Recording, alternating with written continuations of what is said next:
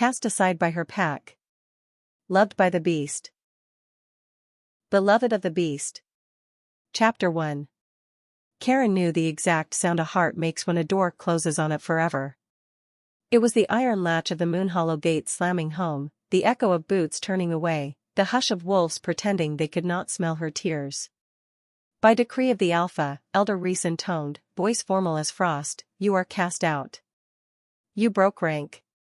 You disobeyed the hunt. Exile at dusk. I saved a pup, Karin said, throat raw. Cullen's little one, he fell through the ice. And cost us the quarry, Reese snapped. His gaze slid past her to the gathering of silhouettes beyond the torchlight.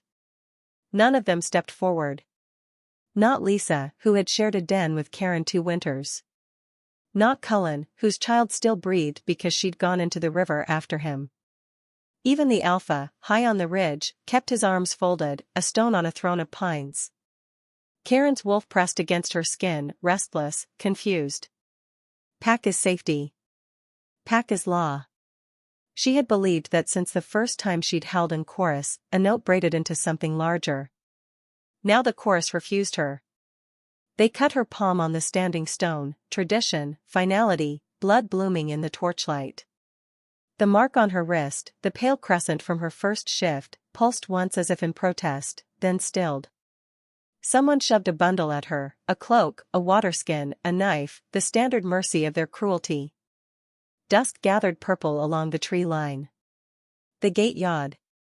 Run, Reese advised, almost kindly. If you linger at the border, the old thing in Blackpine will find you. A few wolves made warding signs. Karin almost laughed. The Blackpine beast was a story you told restless pups, something ancient in the northern forest, a shadow with claws, a hunger that took those who went wandering. Convenient to fear what the map colored dark. She stepped through the gate anyway. The winter bit fast. Moonhollow lights dwindled behind her, swallowed by fur and fog. Snow squeaked under her boots, cold finding the cut in her palm, making it sting bright. The forest smelled of resin and old secrets. Once, a pair of eyes flashed far off the trail. She kept moving, the knife at her belt was a threadbare comfort. When the wind changed, she smelled smoke and something stranger, char, iron, the copper tang of fresh blood. Her wolf went rigid. Hurt. A whine lodged behind her teeth before she could swallow it. The path kinked around a tangle of blown-down trees and opened onto a ruin, a hunting cabin crushed under a fallen pine, roof caved, smoke coughing from a bent chimney. And there, half-pinned beneath a slab of timber, was a creature she should have run from. He was too big for a man. Even half-shifted, his shoulders were a wall, muscles roped and mottled, fur bristling through torn clothes. Claws dug grooves in the snow where he'd tried to wrench free. His face, gods, was a war between wolf and man. Muzzle broken, teeth bared, eyes not gold like a packborn but a deep, impossible ember. He stank of sap and smoke and pain. Every story she'd heard about the Blackpine beast unfurled like a warning in her head. He looked at her.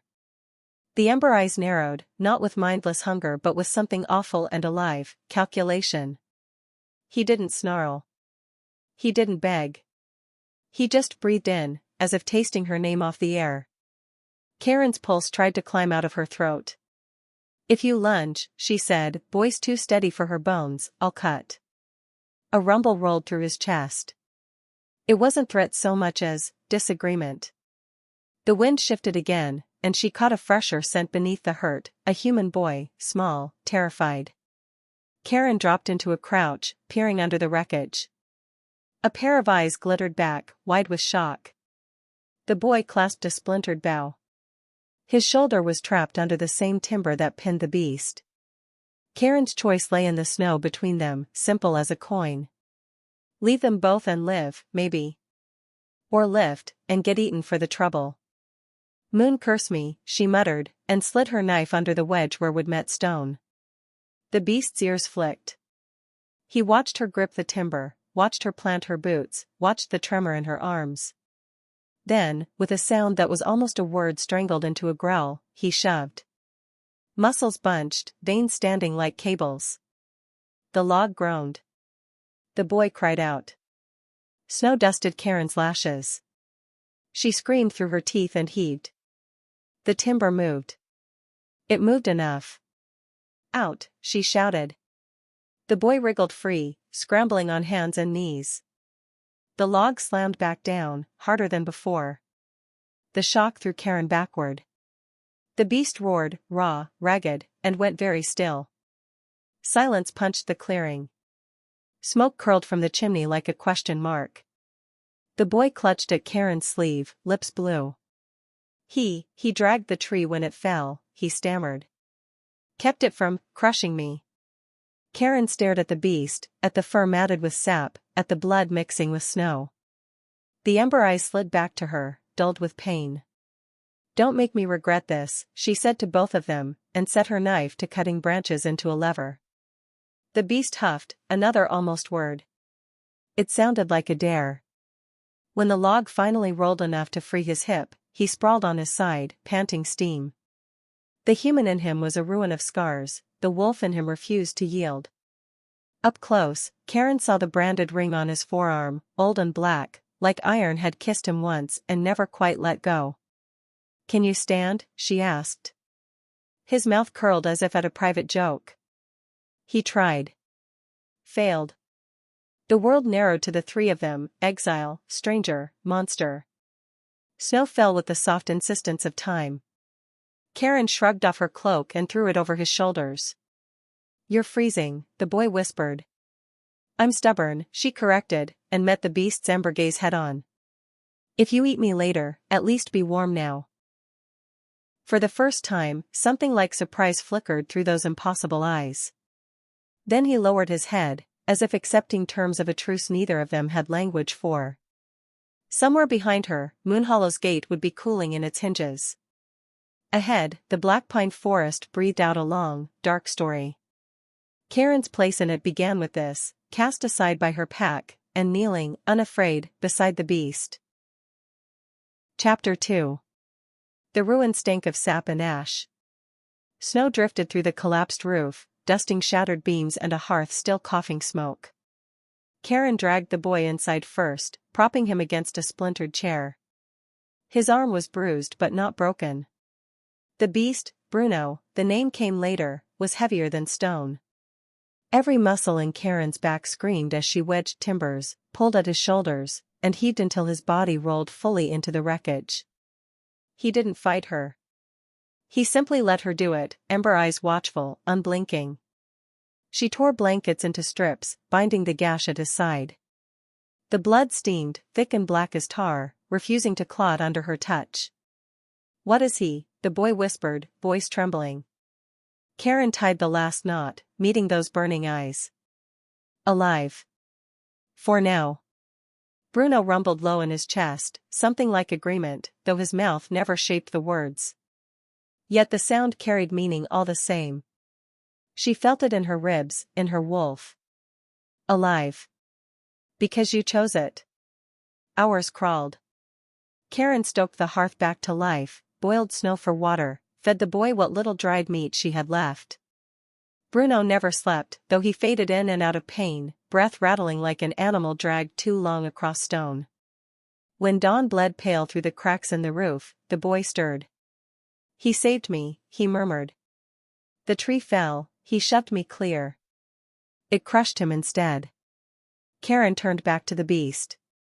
His eyes half-lidded, but watching still. Not feral. Not empty. Choosing. She swallowed. Then he's no monster. The boy's gaze darted between them. The mark on his arm, he whispered. It's a curse.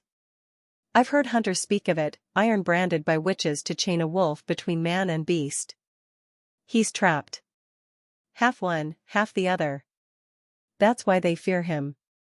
Karin studied the blackened ring burned into Bruno's flesh. Old scars webbed out from it, puckered and twisted. She reached for it without thinking, fingers hovering just shy of his skin. The heat of it burned against her palm even without contact. Bruno's lips peeled back in a faint, pained snarl, but not at her. At the brand.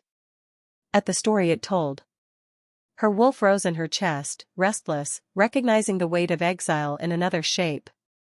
Cast aside by her pack, cursed by someone else's hand, both of them outcast, both of them broken by laws they hadn't chosen. Karin's throat tightened. Then maybe, she whispered, we save each other. Bruno's ember eyes flared brighter for a heartbeat, and in that flicker she felt it. Not bond, not fate, but something rawer, older. The beginning of a claim neither of them fully understood. Chapter 3. The storm eased, but the cold pressed harder, creeping through the shattered walls. Karin kept the fire alive with scavenged splinters, her fingers raw from breaking wood against stone. The boy had curled into sleep at last, thin breaths puffing against the ragged blanket she'd wrapped around him. Bruno did not sleep. His ember eyes followed her in every motion, unblinking, like a predator refusing to trust its own exhaustion. You're wasting strength, she muttered as she wrung out a strip of cloth in melted snow. Either close those eyes or bleed yourself into the floor. His chest rumbled. The sound might have been a growl, or laughter. Karin knelt, pressing the cloth against the wound along his ribs. He tensed, muscles iron beneath her hand. Hold still, she snapped, and for once, he obeyed. It was then she heard it. A sound not quite beast, not quite man. Words strained through broken shape. Burns. Karin froze. Her eyes shot to his face. His mouth had formed the word, rough and stilted, but real. You can speak. His jaw worked as if rusty from disuse. Iron, burns. Her gaze flicked to the brand on his arm, black and terrible against scarred flesh. She nodded once. Then we'll keep it clean. We'll keep you alive. He huffed, almost disbelieving. Why? The question cut deeper than the wound she tended.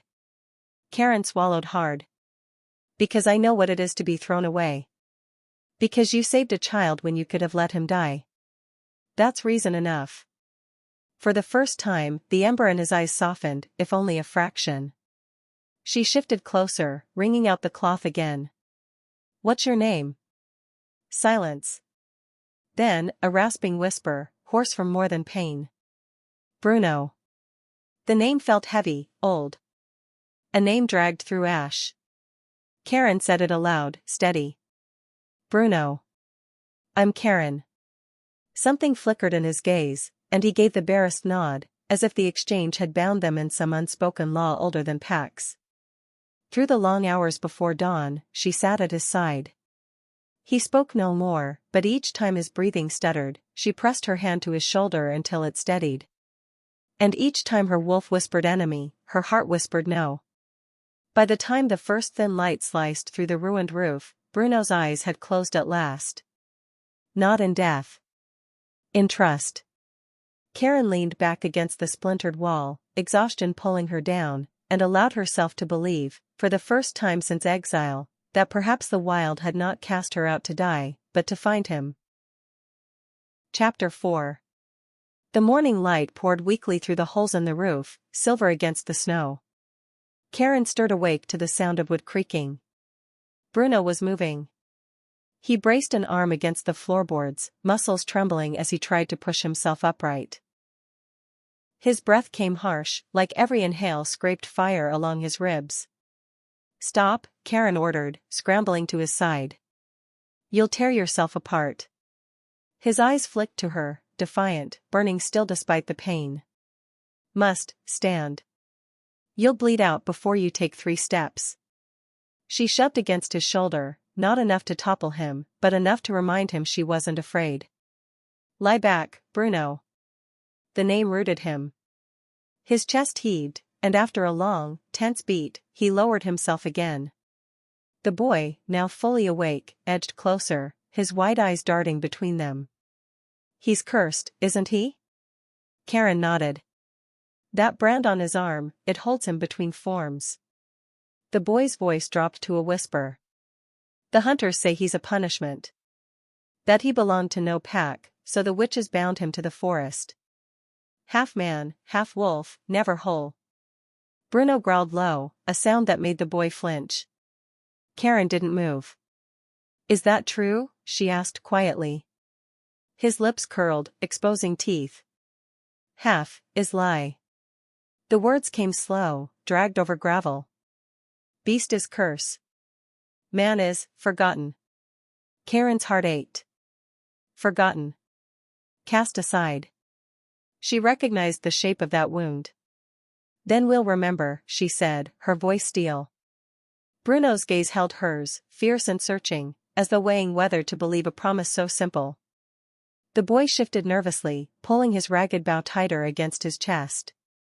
If Moonhollow finds us, they'll kill him. And maybe you too. Karin touched the faded scar where her bond mark had once burned brightest. Moonhollow already did. The boy's eyes widened, realizing the truth of her exile.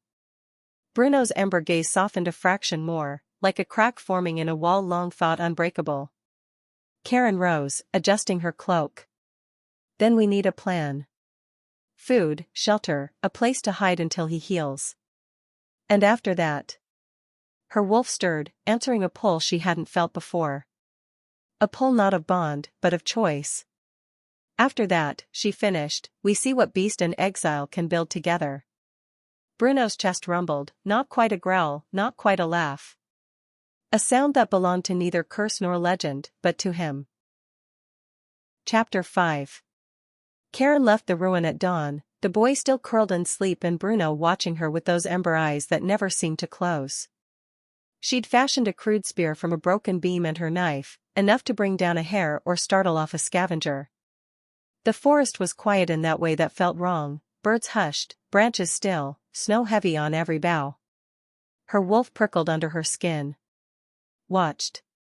She crouched near a set of tracks, rabbit, fresh, darting toward the ridge. Her spear was poised when the wind shifted, carrying something sharper than prey. Wolf. Moonhollow wolf. Karin froze. The scent wasn't close, but it was distinct, pine smoke, oiled leather, the alpha's chosen. They were hunting. For her. Her heart hammered, not from fear, but from fury. Cast aside, branded traitor, and still they wanted her dead. She backed away, following the deer path in silence, until the ruin came into sight again. Bruno was waiting at the doorway, braced against the frame as if he'd dragged himself there despite her warnings. He smelled the threat on her before she spoke, his nostrils flared, his growl a low thunder. They're searching, Karin said, setting down her pitiful catch, a single rabbit, limp in her hands. Moonhollow is in Blackpine. The boy stirred, rubbing sleep from his eyes. If they find him, he broke off, gaze flicking nervously to Bruno. Bruno's lips peeled back from his teeth, but his rage wasn't aimed at the boy. It was aimed at the unseen hunters closing in through the pines. His body shook with the effort of staying upright, but his eyes burned hotter than fire. Karin stepped to his side, hand braced against his arm. You can't fight them like this. Not yet. He turned his head slowly, meeting her gaze. The beast in him snarled, demanding blood. But the man, what remained of him, held her eyes. Stay, he rasped, the word rough and broken. Her throat caught. He wasn't commanding. He was pleading. For her safety. The boy gaped. He spoke again. Karin tightened her grip on Bruno's arm, steadying him. I'll stay. For now. Bruno's body eased, though his growl never fully quieted. His gaze swept the forest beyond the ruin, as if daring Moonhollow to step closer. Karin felt it then, like a shift in the air, the beast wasn't just a curse. He was becoming something else, her shield, her warning, her chosen ally against the pack that had cast her out. And if Moonhollow wanted her blood, they'd have to come through him. Chapter 6. By nightfall the scent of Moonhollow wolves thickened in the snow. Karin crouched by the ruined doorway, spear gripped tight, every nerve alive. The boy huddled near the hearth, wide-eyed, while Bruno sat hunched against the wall, muscles trembling with the effort of simply staying upright. The first howl cut through the trees. It wasn't a hunting call, it was a claim. Ours. She is ours. Karin's wolf snarled inside her chest. Not anymore. Snow shifted outside. A shadow peeled free from the pines, then another, and another. Moonhollow hunters, 3 at least, slipping silently toward the ruin. The torchlight glinted off their blades. The boy whimpered. Karin pressed a hand to his shoulder. Stay low. She rose, heart hammering. If they want me, they'll have to come through me. Bruno stirred, pushing against the wall with a groan that was half growl. His eyes glowed emberbright in the dark, wild and unyielding. Karin, one of the hunters called, voice smooth and cruel. Our alpha is merciful. Come back now, and maybe he'll let you live. Maybe even let your beast friend die quick. Karin's grip tightened on her spear. Tell the alpha I'll never crawl back. A growl answered. The hunters moved as one, slipping toward the ruin. Bruno lurched forward, half-shift ripping through his body. Muscles swelled, fur burst along his arms, claws gleamed in the firelight. His roar shook the cabin, rattling snow from the roof.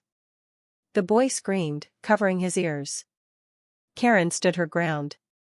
The hunters hesitated only a moment before striking. One lunged for Karin, blade flashing. She ducked low, thrust her spear, catching him across the ribs. Blood sprayed hot against the snow. Another wolf went for Bruno, mistake. Bruno surged, claws snapping bone like tinder. His curse made him monstrous, a storm of muscle and fury, more beast than man. He tore through the hunter, blood soaking his chest, eyes blazing brighter with each strike. The third turned on Karin, fangs bared. She braced for impact, then Bruno was there, slamming the attacker into the snow, jaws clamped at his throat. He didn't finish it, though. Not until his ember gaze flicked to her. Yours to choose. Karin's wolf shuddered at the question unspoken. She swallowed the fire in her throat and said, steady, let him run. Bronx's grip tightened, then released. The hunter fled limping into the trees, howls echoing his retreat.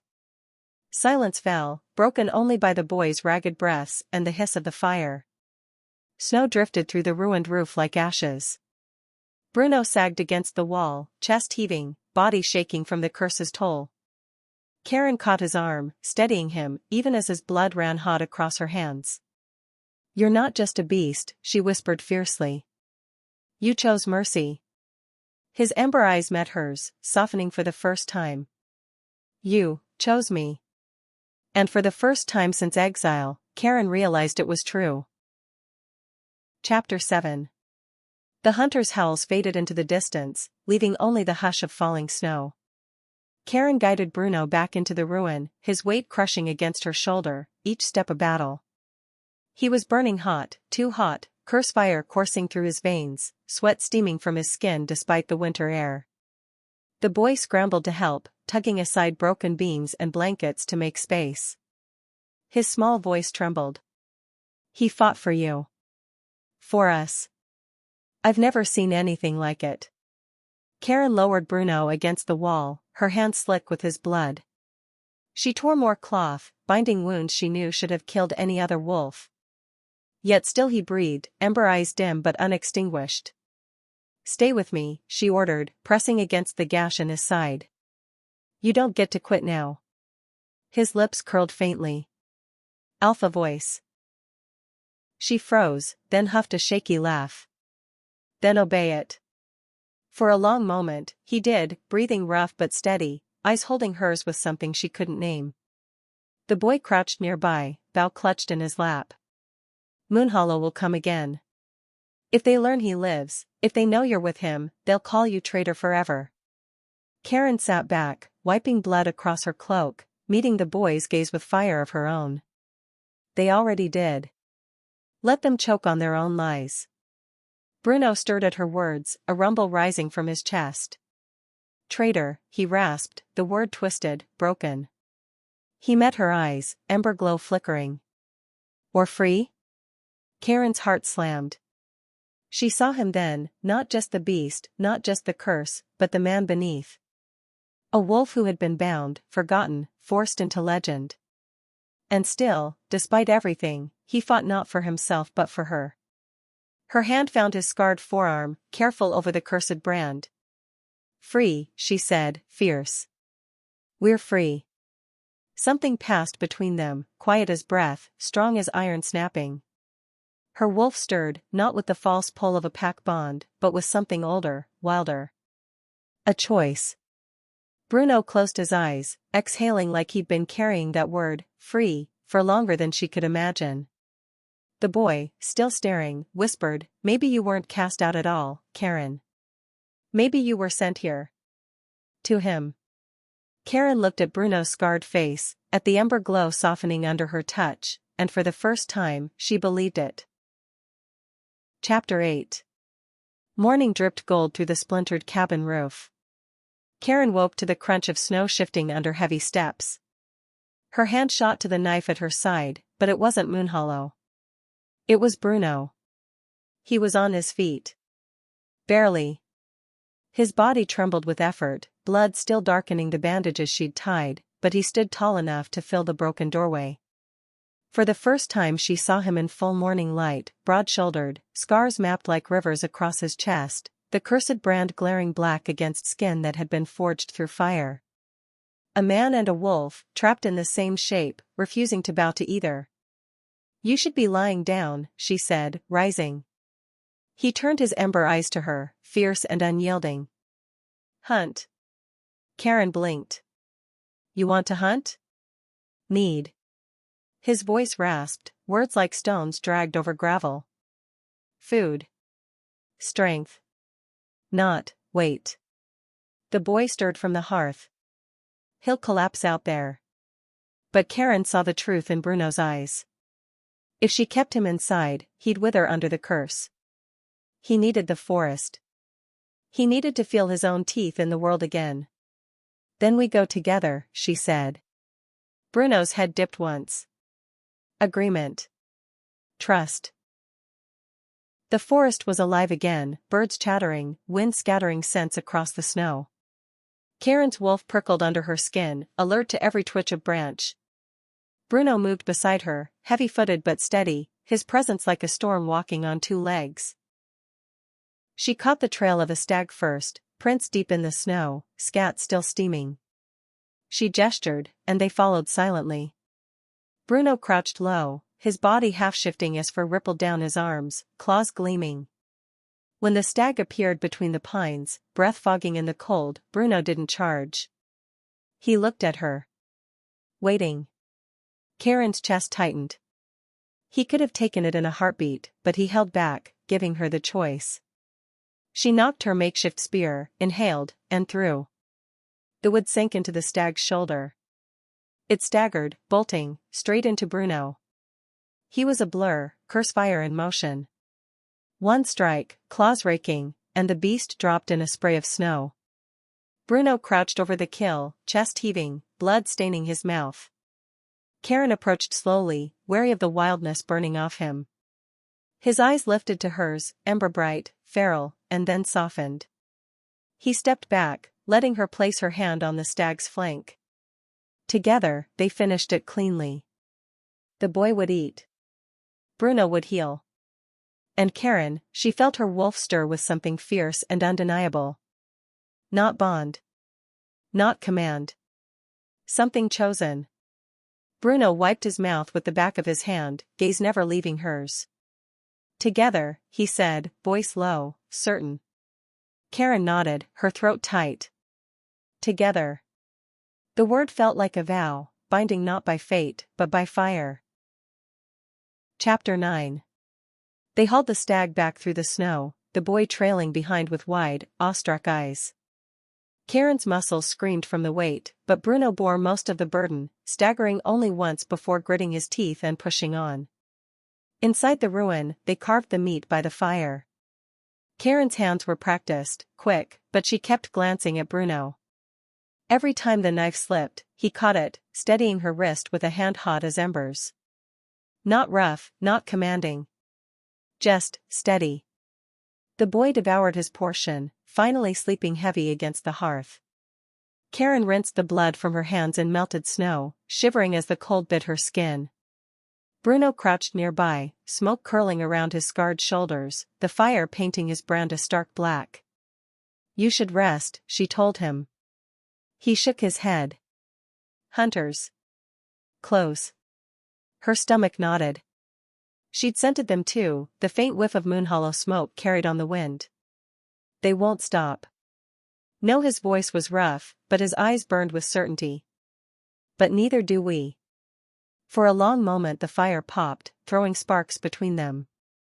Karin studied him openly now, the way his body was scarred from battles he must have fought alone, the way the curse forced him into a shape that looked unbearable, yet he endured it anyway. Her wolf whispered, "Not enemy. Not anymore. You've carried this curse alone for so long," she said quietly. "Why keep fighting? Why not give in?" His gaze met hers, raw and unguarded. "Because I was waiting." The words landed like a brand against her chest. Waiting, for what? For her? For the one who would choose to see him, not the curse? She reached out before she could stop herself, fingers brushing the edge of his scarred arm. He didn't flinch. His breath caught, chest rising sharp. "Karin," he rasped, her name broken but reverent. Her wolf surged, a low ache in her chest. She leaned closer, drawn by something fierce, something terrifying in its simplicity. Not bond. Not pack. Just two castaways finding each other in the dark. The fire flickered, and for one suspended moment, she thought the world itself was holding its breath. Bruno's ember eyes searched hers, as if asking for something he'd never dared take. And for once, she didn't hold back. Chapter 10. Karin's hand lingered on his arm, the heat of his skin startling against the winter chill. The curse mark pulsed faintly beneath her fingers, black and angry, but Bruno didn't draw away. He held still, scarred, immense, more beast than man, and yet trembling, as though her touch were more dangerous than any hunter's blade. Her breath misted between them. "Bruno." His lips parted, rough sounds spilling out, not quite a growl, not quite a plea. "Karin." It was all the permission she needed. She leaned in, closing the space, pressing her mouth to his. The kiss was not gentle. It was bruising, desperate, like two wolves snapping against the chains of their exile. His lips were hot, unsteady, tasting of smoke and blood and something ancient that belonged only to him. For a heartbeat, the world shrank to that single point of fire, burning away every scar and every lie they'd been forced to wear. Then he pulled back, chest heaving. His amber eyes glowed brighter, wide with disbelief. "You choose this?" His voice was broken, but the question clear. Karin's hand cupped his scarred cheek, steady as her answer. "I do. Not fate. Not bond. Me." A sound broke from him, guttural and raw, as if no one had ever spoken those words to him before. He bent, kissed her again, slower this time, reverent, like he was memorizing every breath between them. The boy stirred by the fire, but neither Karin nor Bruno looked away.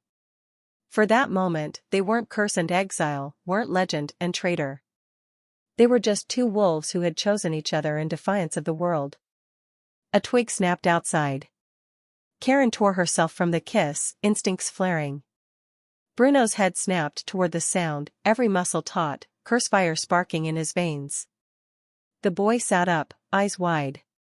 Shadows moved in the snow beyond the doorway. Voices murmured low. Moonhollow hunters, circling. Karin's wolf snarled inside her.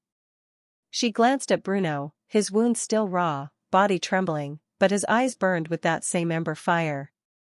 "Ready." She gripped her knife. "They've come to finish us." Bruno's growl shook the cabin walls. "Then we finish them." The night outside breathed heavier, full of wolves closing in. But inside the ruin, exile and beast stood side by side. Bound not by pack or curse, but by choice. Chapter 11. The door shuddered under a sudden impact, then another.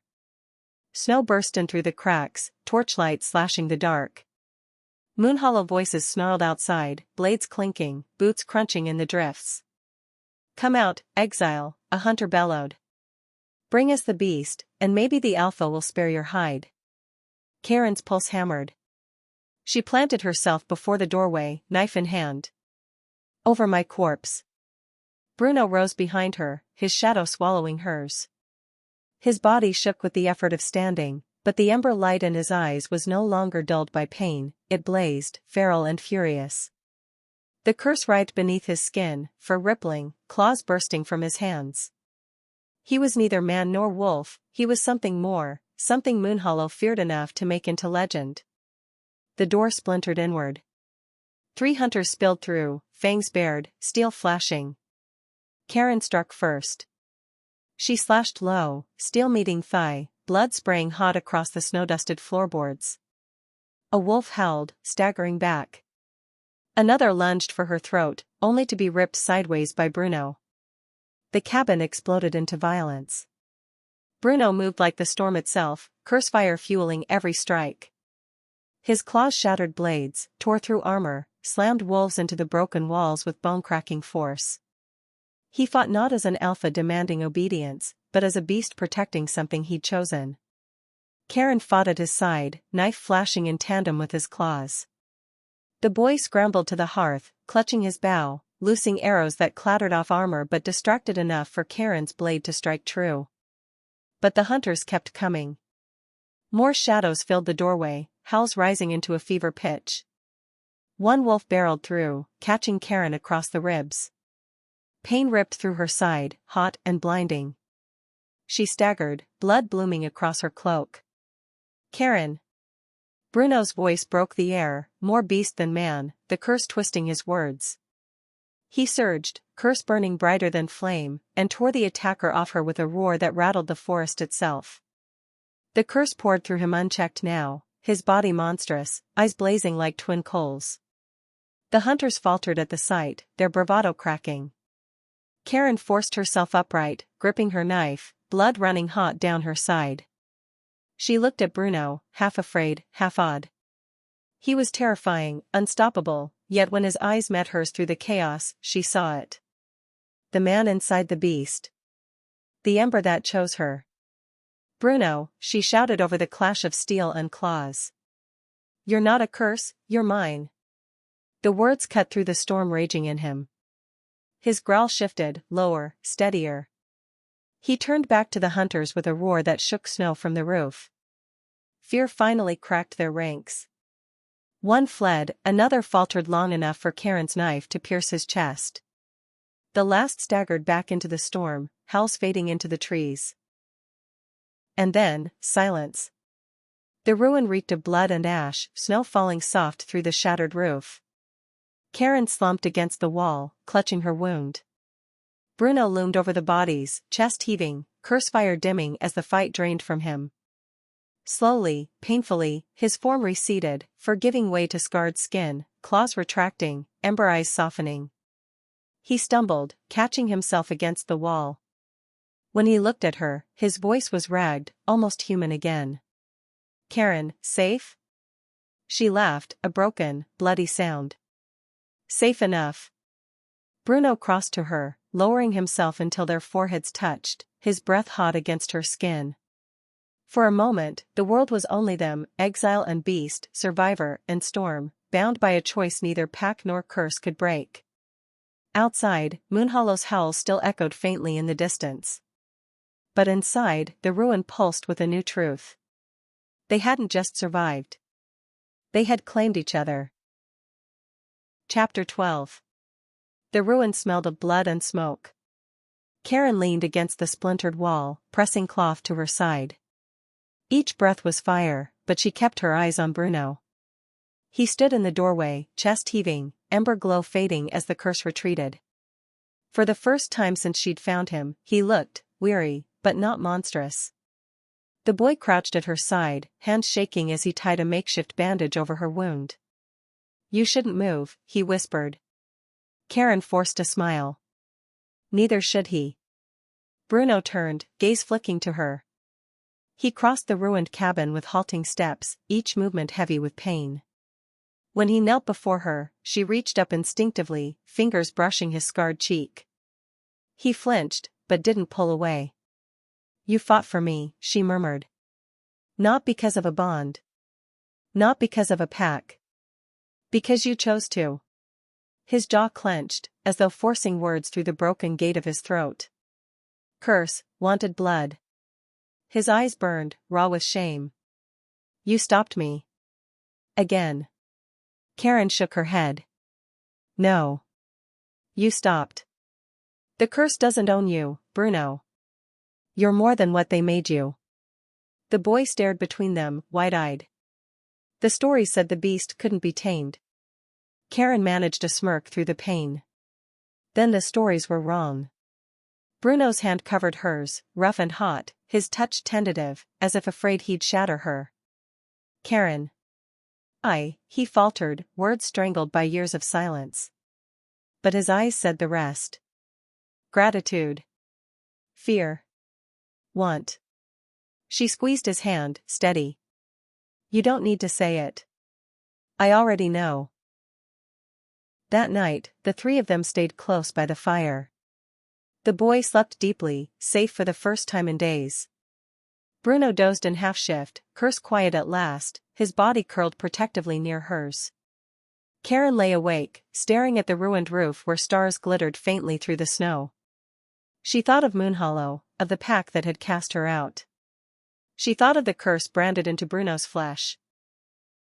And she realized she felt no longing for what she had lost. Only for what she had found. Exile. Beast. Choice. When she drifted into sleep at last, it was with Bruno's warmth against her and the knowledge that whatever came, they would face it together. Epilogue. Weeks later, the ruin was no longer just a place of blood and broken wood. Karin and Bruno rebuilt it, plank by plank, with the boy laughing as he carried kindling and helped stitch furs into makeshift walls. They hunted together, healed together, learned each other in small, stubborn ways. Bruno spoke more now. Rough words, broken phrases, but each one a victory stolen from the curse. Karin listened, patient, every ember syllable carved into her heart. One night, under the glow of a swollen moon, Bruno took her hand and placed it against the brand on his arm. His voice trembled, but he forced the words out. Not curse, with you. Karin kissed the scarred skin, her wolf howling inside her chest, not in grief but in triumph. Not curse, she whispered. Love. Bruno pulled her close, his forehead resting against hers. For the first time, his ember eyes didn't look haunted. They looked home. And so the exile and the beast, cast aside, cursed, forgotten, became something new. Not bound by pack, not trapped by fate, but forged in the fire of their own choosing. Together. The end. Thanks for listening to my story. If you enjoyed, please subscribe so you don't miss the next one.